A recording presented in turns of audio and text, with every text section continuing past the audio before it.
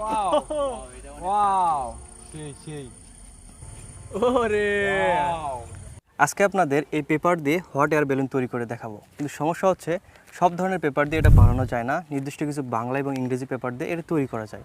চলুন hot air balloon বানিয়ে ফেলি। তো প্রথমে আমাদের এই পেপারটাকে এভাবে ভাঁজ করে নিতে হবে, মুড়ে নিতে হবে। ব্যাস, এটাকে এবার খুলে নেব। পেপারকে ভাঁজ করে নেওয়ার কারণে পরবর্তীতে শেপ দিতে সুবিধা হয়। এরকম আবার সোজা করে নেব। এরপর পেপারের যে চারটা মাথা আছে এগুলোকে এক জায়গায় করে নিতে হবে।